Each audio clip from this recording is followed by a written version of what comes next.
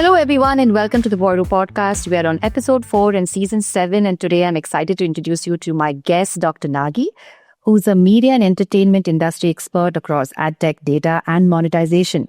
Currently, Dr. Nage is a distinguished engineer at WPD, and I had the pleasure of meeting him while he was at Amazon for a couple of years. Welcome, Dr. Nage, to the episode and to the Voiro Podcast. Thank you, Kavita. It's an absolute pleasure. Absolute, a delight to connect back through virtually, though we meet when we are in Bangalore. So thank you so much for this invitation. Of course. So, when we talk, you're one of the few people I can actually have a social conversation about the industry, right? It's very rare that one can actually jam about what's happening with the industry. And the last time we met, we said, let's have you on the podcast because it would be interesting to have this conversation with you as well. So here we are. And you're actually at the center of everything that's happening in the US right now. And, the whole rah-rah in the US is convergence. So what's your take on what is converging, right? Is it CTV and fast and linear? Like what is the eye of the storm looking like from your vantage? Yeah. So firstly, once again, thank you. Great topic. This is what I call it as my meditation for last couple of years now. There is a tectonic shift that's happening in this world. And, historically, as you know, the linear networks was the predominant way of viewing, right? So you had broadcast and cable providing the content. And that's how it was proliferated over the last decades along. And when thanks to the rise of the internet and the content was being delivered first with digital channels like YouTube, the networks and broadcast companies saw the inevitability of having their own streaming infrastructure and making sure that they can have direct access to the consumer. So that's why the word direct to consumer kind of came in a lot line. It's ironical that broadcast, when you think of linear, do you actually say direct to consumer? Because you have you have like viewing, but it is still passive. I have a scheduled way of programming. I need to watch at 9 p.m. and all.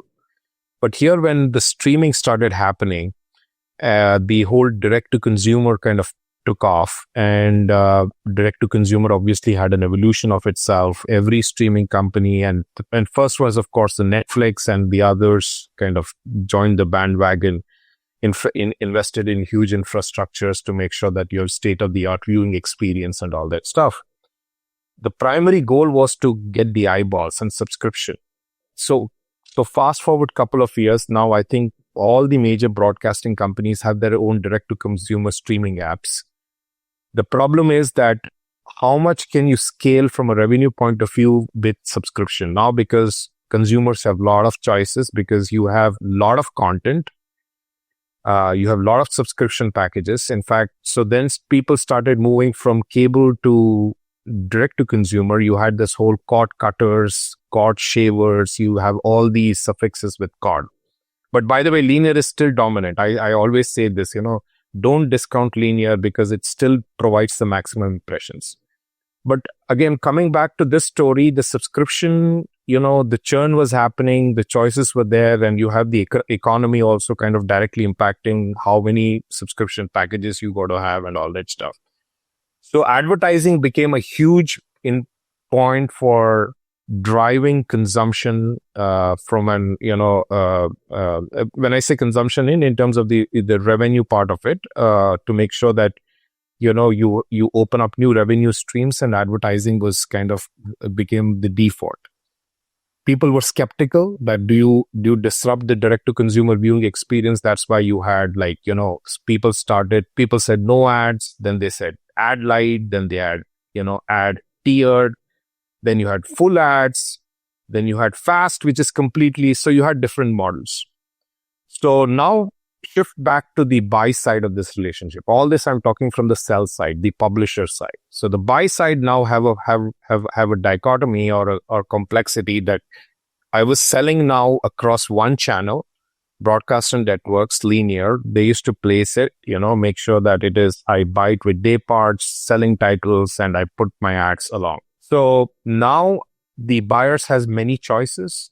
Within the network itself, I want to make sure that they want to reach the audiences across the platforms, because let's say if I am a viewer, I'm an household, I have probably 20 devices, 4 persons viewing content, part of it on one device to the other device to the other device. That is from my original TV to a Roku to a mobile to a tablet along.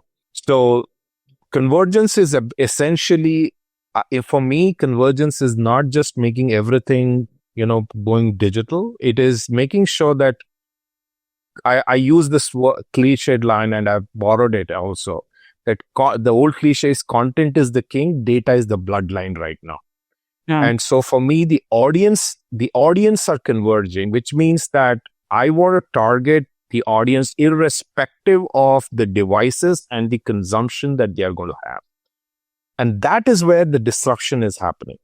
Because you have a 30 to 40-year-old legacy linear systems, and you have a modern digital system where I have better targetability. Now, of course, like not everything is programmatic, by the way. You have direct linear, direct digital, you have, programmatic guaranteed, PMPs and all that stuff. We can go on to that later.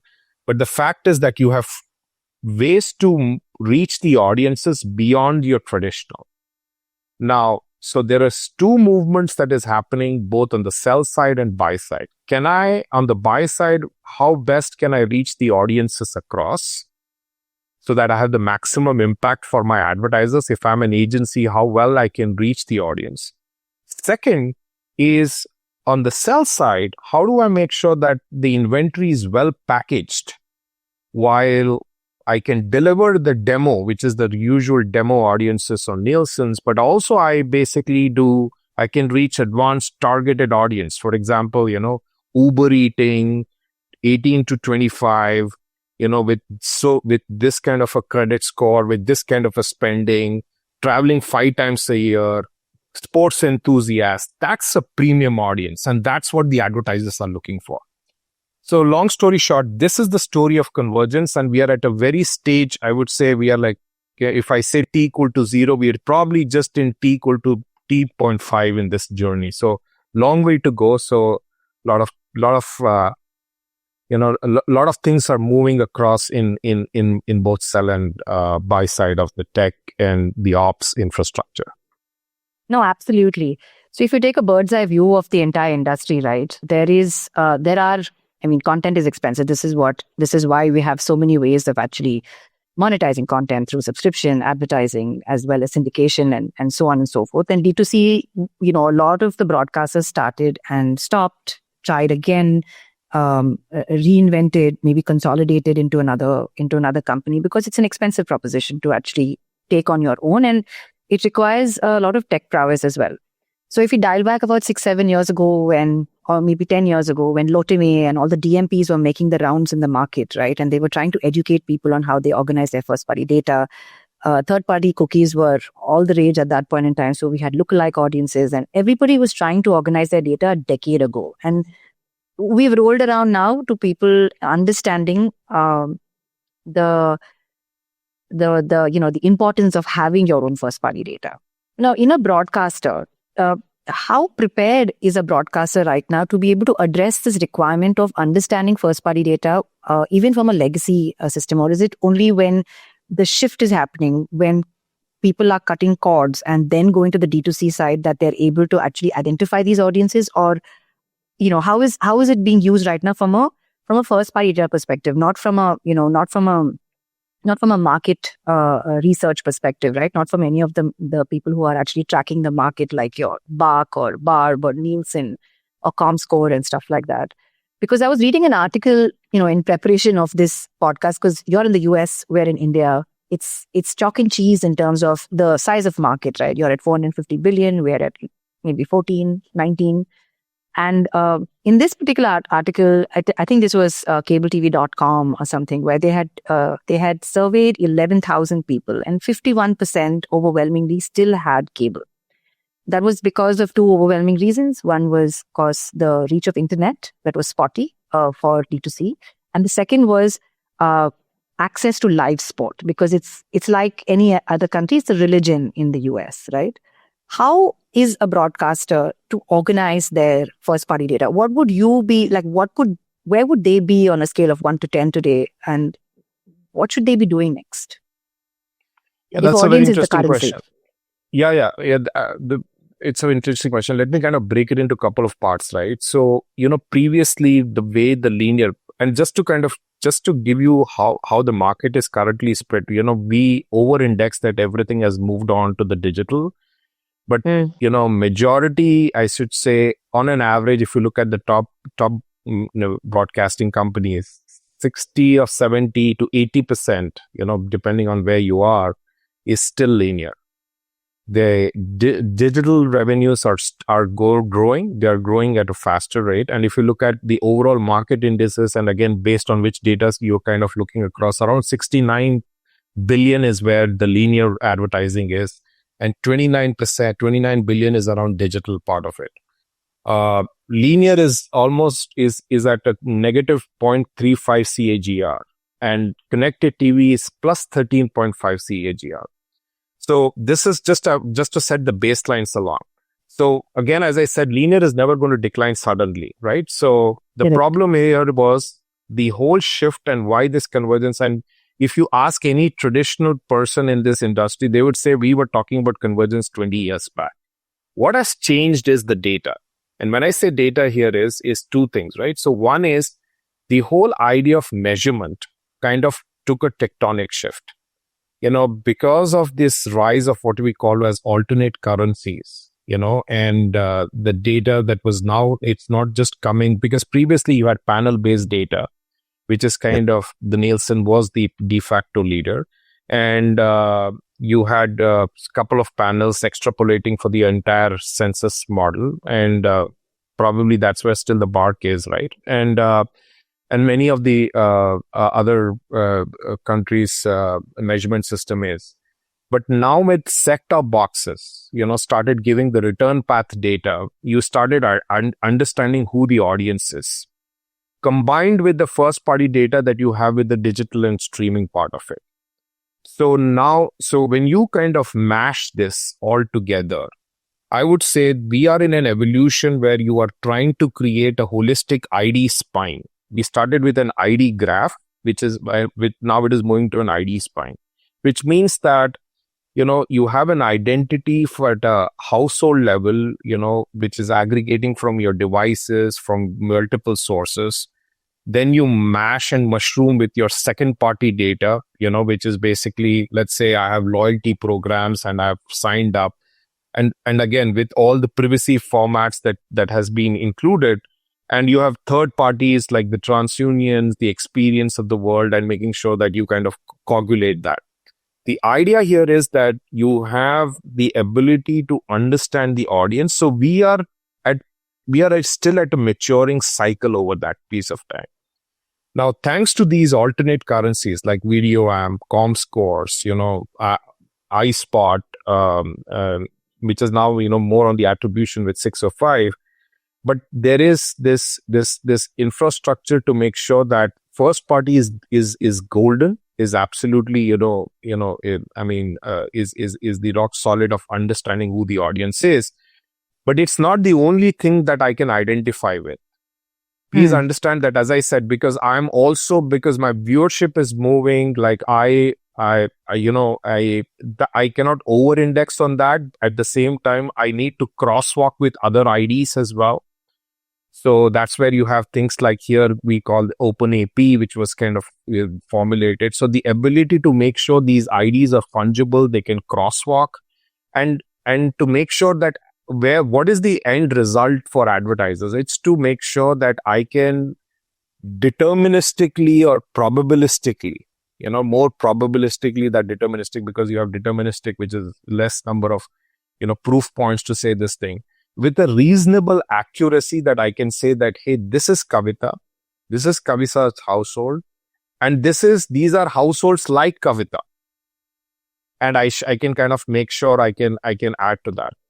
So it's about, so if you ask most of the organizations, they are in this evolution of creating their ID spines and adding more and more data and layers on that, adding more and more machine learning onto that, so that they can crosstalk with multiple IDs, and I can identify that.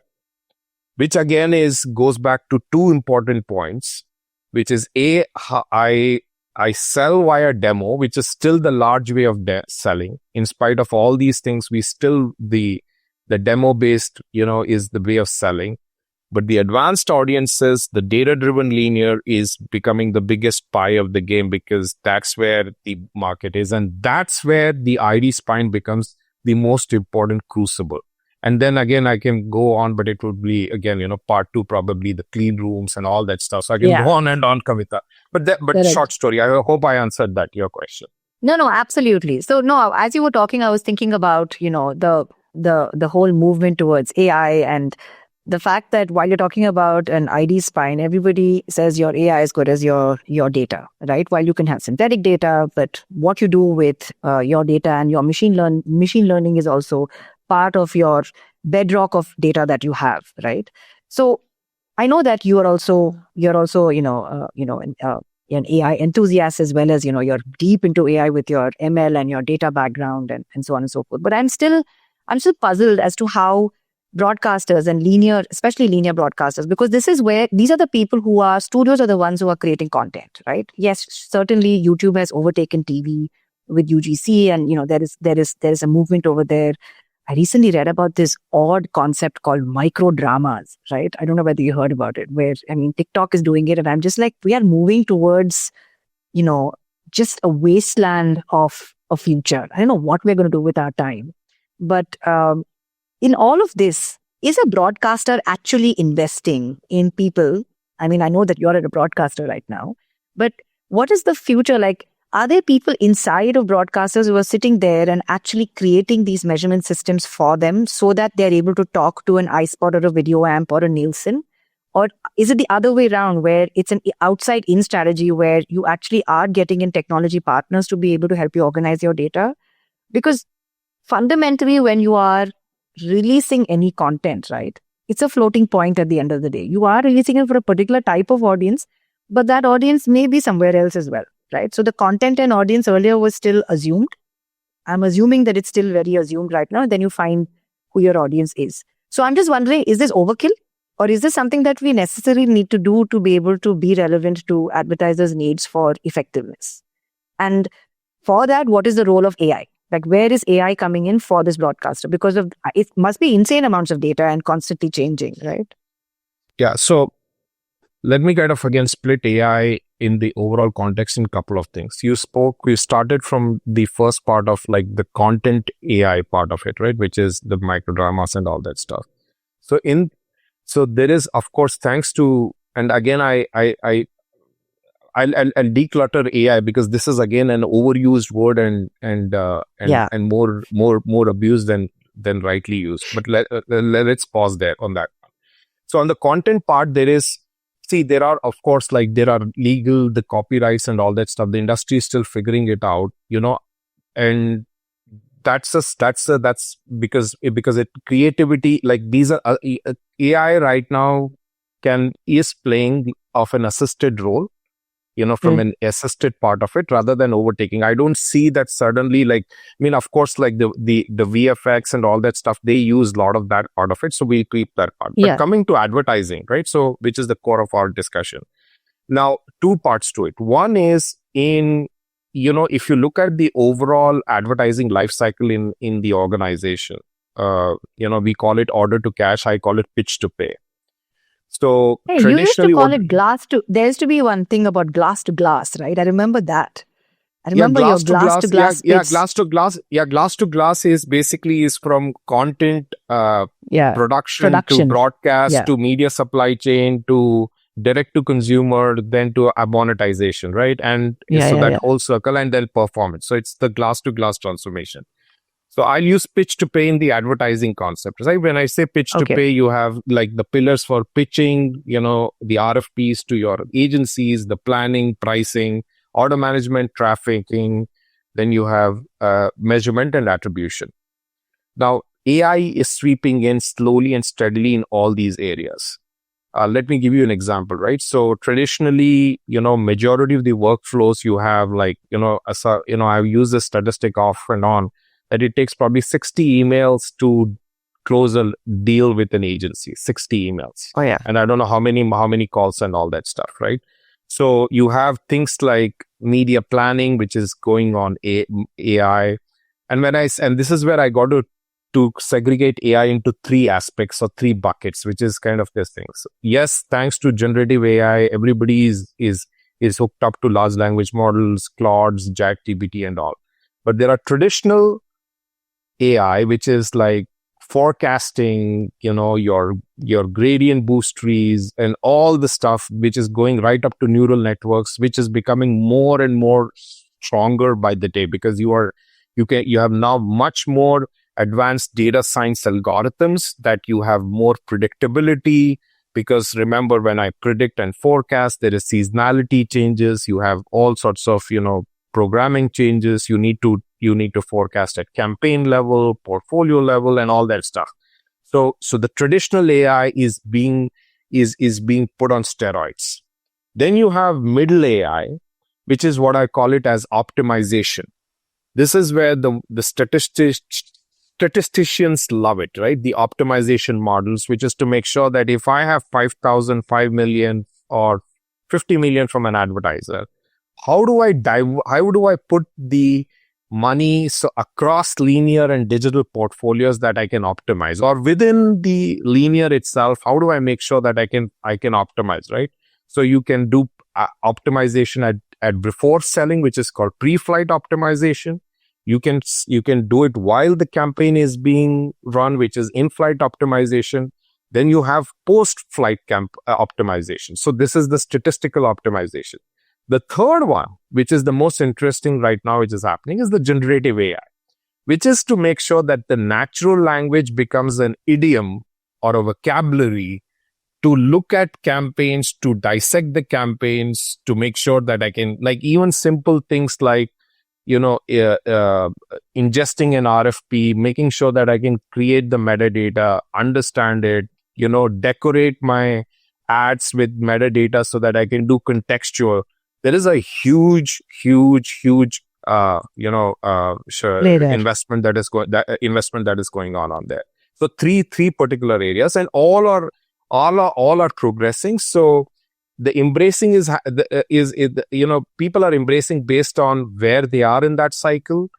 I say that the agentic AI, and especially with things like MCP, again, not to use another fancy term, but this whole model context protocol, which is coming across to make sure that you can talk to that. Now, there are debates about pros and cons, but the agentic AI and the assisted AI is going to be very, very important. The reasoning models, right? So you have the models which can reason more.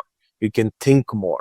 So a planner and a pricing team can do yields, can do dynamic pricing, can see where and what the portfolio needs to be augmented, how the as-run reconciliation happens, and things like, the creative workflows, the copy workflows. A lot of the stuff is getting automated. Has potential to be automated. Let me say that, right? So I think there is a tectonic shift. So we are going to see a world where the ad ops is going to be and Adtech is going to be much leaner and a meaner machine. Yeah. How quickly it happens. Yeah. Yeah. How quickly it happens is a big question. And the other one is, how quickly is it adopted before it becomes obsolete? Because, 1 year ago, we were trying to develop something and the world was talking about ChatGPT 3 and we're on 5 or something right now. And it's just exploded. It's become so fast. It's become so commonplace, common speak. There are so many platforms that are coming up right now. So before you even have time to sort of go to the market and give people an access to your AI service, the conversation has changed, right? The context has changed. And you're like, how are you going to keep up with this? So as large companies as well, that's one of the biggest questions that I have is like, my God, how are legacy companies going to keep up with this? Because big wheels turn slowly. And it is, all like you're saying, linear is declining, but it is declining at a very slow and, languid pace that nobody's really like sitting up and saying, oh my God, we're going to like cap out tomorrow. While digital is kind of hotting up and going at a breakneck speed. So obviously, I'm assuming that linear is looking for other ways to make money, right? And I wonder whether inclusion of commerce, right, is something where they are trying to say that, okay, whatever's happening on linear is happening on linear. We will try and support it as much as possible while we focus on the change, right? And so there is new content. So they are creating D2C, which is what we have in terms of our OTT platforms. We have FAST, which is free ad-supported streaming television. And then we have CTV, which is, I have my app on a television, so it's accessed through a device. So there are 3 different ways, but the same content is streamed through an internet protocol, and I'm accessing it across different devices and different screens. It is expensive, right? And so you need to make more money on it.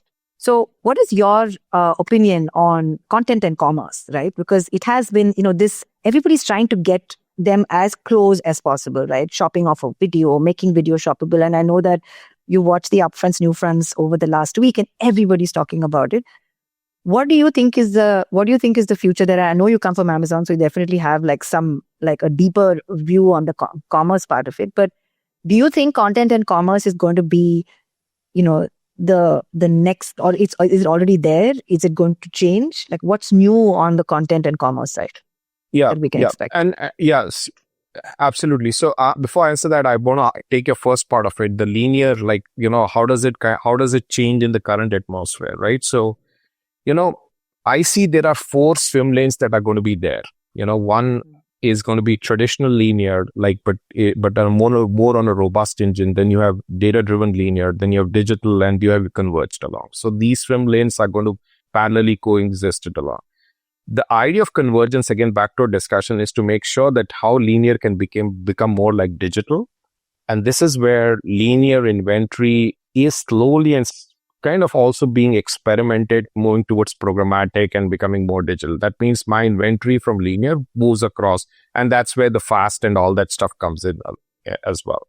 So that's the first part. So it's a syndication of the content across different channels. The fast linear, as we call it, is becoming a key part of the portfolio. So you have more there is fast linear as well, is it? Yeah, I mean, the way you kind of look at it, again, because if it is like I break my linear in, when I say like you have all these OEM providers who are providing set of content which is on a scheduled format, an right? appointment but basis. They are yeah. So, but they are like chunks of it, like micro versions of it, like, so. And that is syndicated across. So you have multiple points of syndication, but essentially it is fast. But the linear is like, so a content is kind of is moving. That's what I meant to say, like by marrying these 2 terms.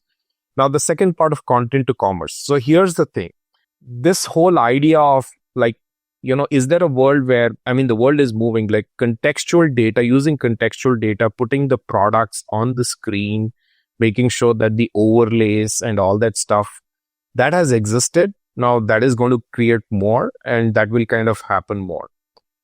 Would somebody start buying everything on TV suddenly? Yeah, and yes and no, which is kind of now, some of the broadcasters have done good experiments. They're getting good data points. There is greater should I say appetite for in some specific shows, especially the millennials and Gen Zs along the way. But here's where the thing is, right? So it depends on the device on where you're transacting, number one. For example, like, on YouTube, if you can see that there you have, click to the link to phone, right? You send it, or the QR codes. That's the most important way of transacting right now. But content to commerce has something more that is happening is in the advertising. That means, which is where, because again, back to the data, if I know my audience, if let's say if I am auto intenders and I know that there is I can reach a particular set of audience who are looking for car in the markets along. And there are shows which are more inclined to that kind of a demo. The propensity for that audience to send that link, and that link goes back to a local dealer saying that, hey, this guy is, or this person is looking for a car in the market, and I can send a referral link to that back. So I think this channel has more gravity. I'm not saying that the products are not going to be displayed. It is, I mean, the hot spottings of the world, which is, content, brand overlays, that is going to be very, very important. Contextual commerce is very important. But again, the revenue is going to come from multiple places. And how do you tell the story, and how do you do not disrupt the viewing experience? That's the another important part of it, right? So there is, I think that's an area which I think there is lot of appetite. But over the last 1 or 2 years, I'll tell you this, Kavita, that I think the contextual has become more and more dominant in the conversations. It's like becoming part of it. And thanks to ML, I have like scene detection, face detection. So I can actually, as you know, like I can exactly go buy the bag that Taylor Swift is kind of carrying right now because now I have an audience cohort called Swifties. Yes. So that's that. Of course. So that connection kinds of is where we need to join the dot. How do you sell the commerce?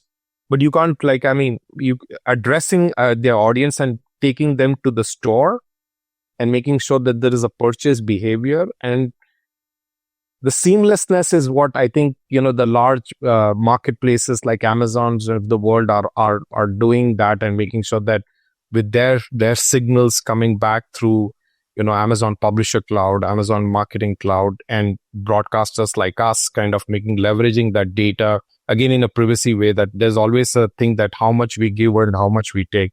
Those questions is what is also being debated. Yeah, absolutely. So you touched upon something that I was coming to, right, while you were talking. There is all of this stuff that you can do on content to commerce, this whole idea of local advertising, closed loop attribution, driving leads, which are, fresh and hot to, the right person to actually service those leads. The other part of that is inventory discovery to the brand in and of itself, right, or the agency. And here is where there are many people experimenting with many models, and they are trying to play catch up with what's happening in the industry with our walled gardens, right? So you had Google and Meta. You had Google first, who was ruling the roost. Then you had Meta, who's now slowly taking away market share from Google. Netflix has come out with their own advertising portal. It's still direct iOS, but with all of their tie-ups with all the various programmatic platforms, now you can access Netflix data. But there's also a movement towards having your own self-service portal, because a lot of the large studios as well have access to, a plethora of content. It's very meaningful. It's a large universe, right? So it makes sense for an agency to have a space to discover content but discover inventory for this content provider, right, and content creator. Here, right, how do you look at how do you think a broadcaster should look at driving inventory discovery for a buyer on a self-service platform? What do you think are the things that will actually differentiate, the experience? Because you want to make sure that you're surfacing the right thing at the right time, right, for them to buy, especially when you are spoiled for choice and there is a paradox of choice. Absolutely. I think that's a great question, right? So if you look at and this I'm talking more on the digital model, right? Because linear is, I have the agency I transact along. The digital is you have cluttered with DSPs, the SSPs and networks and all. Correct. So in fact, we in Upfront just yesterday, we launched a new product in this space as well called Neo. The world for supply path optimization is becoming more and more relevant in this case, which means that the DSPs are becoming more SSPs are becoming more like DSPs. So that bridge is kind of gapping. And why is it happening? So that at the end of the day, the buyer should be able to get the content, discover the inventory in the content and make sure that they can transact as smoothly as possible with varieties of ways. So this evolution of supply path optimization is going to be a very critical path, because I think there was so much of layers between these two elements.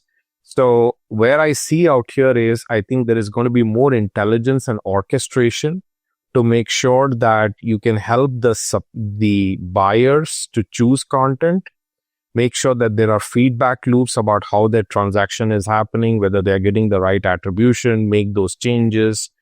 And then you have the server side as well, which is the ad serving part of it, to make sure that they have the ability to kind of address the right kind of audience that they can enable and discover as well. So both at the two endpoints, right? If I can say that, the buy and the ad servers, and between that, the inventory. This is where it's considered this like, you need to make the river like or the water in a stream, so that they can fish in the limited, not it's limited, but they can get everything under one single umbrella. And that's what self-service is becoming. So the middle path is getting compressed. The predominant players are having more and more, enablers for this SPO, and the publishers are embracing this. At the same time, the ability to make sure that self-service again, it depends on a couple of metrics, because how much do you buy? Now there are smaller brands, because you have if you look like digital native brands, right? So we're not purely in TV advertising and all that stuff. You have thousands of buyers. Now, if for them, the self-service is now the most important part of it. In this area, I think the CTV world, self-service is going to be becoming more and more important. I see that landscape is going to be the most important experimental point, which has potential for scale. Because there was a recent statistic, Kavita, and you would be interested to know about this, that, the local advertisers, there are around, I think, I don't know, again, I cannot quote the numbers, but it's hundreds of millions of the small SMB buyers who are typically doing local advertising, right, on Facebooks of the world and all the other Googles of the world. They can actually transact on CTV. Yeah. That's an untapped market. So you can bring that net new market base into that portfolio through self-service. Yeah. Right? Yeah. So if there are agencies, they're top buyers, but this large set who cannot do this personalization, bring them on self-service, use agentic AIs, boom, you open up a net new market for them, net new revenue for publishers and for them a large audience. And all of these guys who are in this SMB and, the long tail are interested in very performant inventory. And, the point that you made earlier, which was you're able to circle to the nearest local dealer, you're able to circle into your nearest store for them to go and actually transact and complete whatever you started in terms of communication, is something that everybody's interested in, right? You actually drive commerce, you actually drive an ROI, and you're able to have like a paths to be able to connect it. So which is true. But one of the things that, one will actually have to invest in is demystifying it and educating it, because that whether it was Google or Meta or even Amazon Marketplace, the kind of education and the kind of money they put behind the programs in educating the market in how to use these self-service platforms was insane, which is why the adoption has been so crazy, right? Because they went literally agency to agency, hired armies of people and created almost a cult, right? Where they had people understanding how to use and how to be power users of Google AdWords or the Meta Campaign Builder and so on and so forth. And that's how people actually made a living. And with agentic, it probably could be far more intuitive and less technical and less UI driven, in my opinion. Because today, if you look at any of our favorite platforms of choice, right, whether it's OpenAI, which is ChatGPT, or you go to Perplexity or Gemini, everything looks like a Streamlit interface, right? Nothing really looks very different. You just have to type in a little bit and it gives you all your answers. So you don't have to figure out which button is for what icon looks for, what icon represents what, etc. And I feel like the whole concept of UI, and which is why I think Satya Nadella very famously said SaaS is dead, right? Because SaaS was all about workflows and making sure that you're able to press a button and things happen. Here you're just talk to it. Make sure you're telling this thing what to do, and it will give you an option to either co-pilot you through it or be the agent and do the thing for you, right? So it's an interesting time that we're actually floating into. Absolutely. And you just hit on the nail, right? Because I think if I'm a mom and pop store and I give him a complex self-service portal, that person would be lost. Right. So, Absolutely. Using absolutely natural language, intuitive interface, minimalistic design, so that, it is as simple as making sure that, you can write 3 lines of what he's looking for and what kind of buyers, and immediately, the transaction is done, and boom, that mom and pop pops on my Vizio, campaign. So, and I know that store I've heard, and I want to go and try that ice cream. That's where I think the democratization of buying has to happen. It has to percolate way down. And I think even in that mass market, especially in US, you have this whole national reps who are kind of doing that. But I completely agree that I think the education has to be self-education, because it has to be so intuitive that people can use something like ChatGPT or Claude or whatever it is, like how they are experimenting. The same thing has to happen with self-service. So that is something which I think more movement it needs to be done, and it is ultimately because the broadcasters have to find net new market base. Yeah, right. They have to. And video advertising is the best form of advertising. At least I'm biased towards that. No, it is highly memorable, right? So yeah. I was laughing to myself that LinkedIn is now at the upfronts, right? Because even they came out with their own video creator program, and I'm like, man, this is all over the place now, and everybody is kind of, including us, are creating like videos so that we have people who can think of us as regular human beings to have conversations with, and then talk to us about the industry. When you talked about cross-pollination and the cross-section of and sharing of audiences across to agencies and between brands and the publisher and all of that, I was thinking about how the skill set within a broadcaster and a content creator today is going to also go through a huge change, right? And there is going to be cross-pollination. There's going to be practitioners from broadcast who are going to go and get planted into pure AI tech companies building services for broadcast. Like, recently I was reading that, I don't pronounce the name now, but Fiji Simo was hired as the OpenAI head of applications, and she comes from Instacart, right? And everybody is saying that while you search in Perplexity or in OpenAI or wherever else, you are also going to be able to buy stuff here, which is what was Google's promise like 25 years ago, and saying that, when you're searching, you have a high intent audience and people will actually buy. So they're getting closer and closer to commerce. So there's this cross-pollination that will also happen. Skill sets will change. Yes. And now I want to take this India example right now, right? Because, in fact, India has one thing, the scale of innovation which has happened is on the commerce, the quick commerce, the 10-minute commerce a lot. The spoiled. So yeah, spoiled for choice. Quite, yeah. So we get it probably in 1 hour or 2 hours when we are waiting, and and in India people are getting it in it's like at 3 minutes and 7 minutes and. I recently when I was in India, somebody said that they got something ordered in, I think that was a Scrabble board or something in 5 minutes. Yeah. So it's crazy. You can get anything. And in Dubai, they have a brand called Noon, and you can buy a bag of chips. You can buy a bag of chips and a PlayStation the same way that you're buying, absolutely dal, atta, roti. Right. Yeah. So my point there was the last mile connectivity that these apps have, like in India, the Zeptos of the world, the Blinkits of the world, right?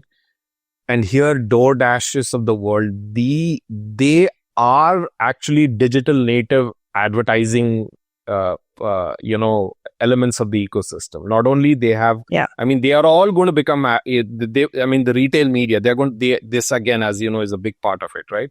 So they not only they are suppliers of data, but they are also consumers, they are also buyers. So they will play different roles as well in this whole ecosystem, because they essentially, and that's part to it, what you just alluded to, the whole idea of new fronts coming into this place, right? Because why the advertising is not just TV focused. There are a lot of brands, there are digital native brands, there are smaller brands. Everyone wants to put an ad and everyone wants to buy and transact. So creating a marketplace, I think the whole essence is how do you create a sophisticated marketplace where all these, like, they can intercommunicate, interoperate, and especially have a protocol to transfer that data is very, very important. For example, if I'm a DoorDash or I'm a Zepto in India, how those data signals can feed back and how it can be monetized by a TV brand, whether it's in, an Indian broadcasting network or here. So I think this is where the ecosystem, and back to that whole where we started, is that the whole identity and the ID spine of understanding the households, understanding who is my DI audience, how granularly, how segmented they are, and how can I package them in a premium way to make sure that it gives maximum attribution to the advertisers, that within 2 weeks or 4 weeks, there is some sort of an engagement with the brand, and feed that back into the loop. I think that's the loop we were talking about. So I think there are going to be, I feel that we also need to create some, protocols for these marketplaces to have a common structure. I know IAB is kind of working towards some of those things, especially in the measurement. But overall, I think there is, again, a lot of scope for innovation in that area. No, absolutely. So on that note, we've spoken about a lot. We've been chatting for the last 45 minutes, and I'm pretty sure that we covered the length and breadth of everything to do with convergence, from local to national and TV to digital, and within digital, the various kinds of screens and devices and households and what you may. There's a lot more that we can unpack, but I wanted to sort of be mindful of your time as well. And I really want to thank you for making the time to coming here and having this conversation with us. And I'm hoping to have you back as well to sort of deep dive in one of these topics. I know WBD is up to a lot of stuff. I was following the stuff on New Fronts as well. So good luck with all of that. And when you're in India next, the coffee's on me. Absolutely. And yes, we had a great upfront, this week, and a lot of positive response, especially with our new innovations on Storyverse and other innovations that we are kind of coming out in the market. But yes, Kavita, always a pleasure to talk to you. Thank you so much. And yes, definitely look forward for our next catch up in Bangalore. Of course. Thank you, everybody, for listening. Thank you, Santosh. Thank you, Gautam and Leena, for producing the show. Thank you, Dr. Nagi, again. Bye. Thank you so much. Thank you. Bye-bye.